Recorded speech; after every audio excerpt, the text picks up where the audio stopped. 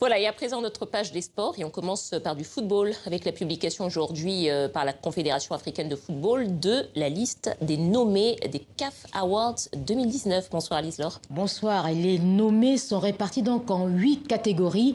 Les meilleurs seront récompensés au cours d'une cérémonie le 7 janvier prochain à Hurghada en Égypte.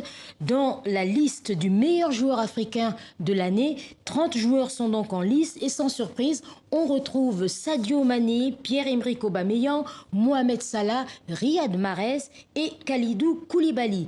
Chez les dames, 10 joueuses vont essayer de succéder à la sud-africaine Thembi Glatana. Dans cette première liste, on note la présence de la joueuse très en forme du moment, la Camerounaise Adjara Tchoutou-Njoya.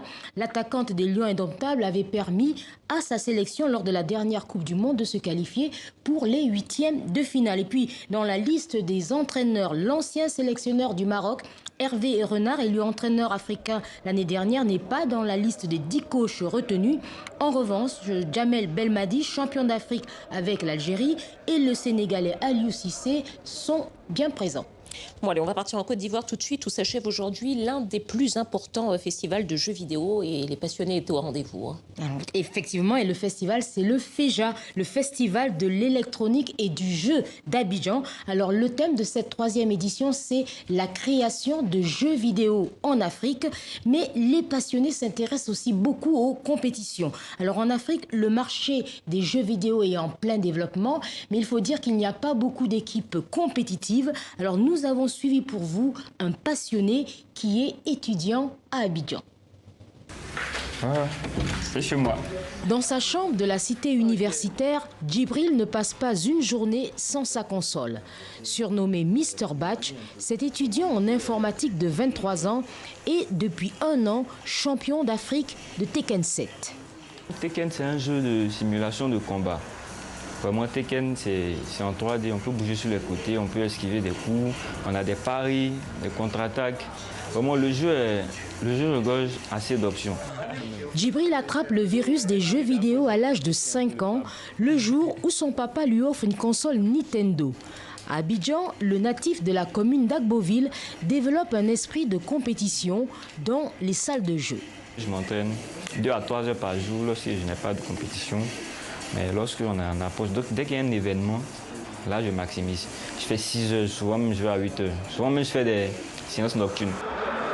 Le champion participe chaque année au FEJA, un festival incontournable des jeux vidéo. Il défend son titre continental sur son jeu favori et il est même sponsorisé par une entreprise pakistanaise.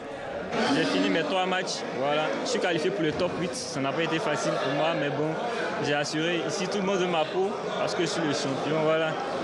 Djibril fait partie des 5000 gamers de la Côte d'Ivoire.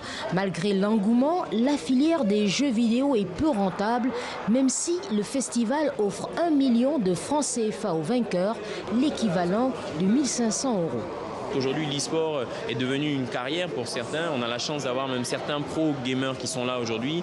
Un qui joue en France, un qui joue en Angleterre. Donc on commence à avoir des personnes comme ça qui viennent et qui montrent qu'effectivement c'est possible de vivre du jeu vidéo. Mr Bash, lui, ne compte pas en faire son métier. Il espère devenir informaticien. Le champion de Tekken aujourd'hui est déchu. Il finit 3e, mais bon perdant. Bon, et on va terminer cette chronique sport avec, en partant pour la Libye, un pays qui est déchiré par la guerre, mais où une course a été organisée. Oui, les organisateurs de cet événement étaient satisfaits. 3500 coureurs ont participé hier à Tripoli à un semi-marathon. Une façon de montrer que dans ce pays miné par la guerre et des trafics en tout genre, le temps d'un événement sportif, on peut oublier la guerre. Merci beaucoup Lise-Laure. Merci.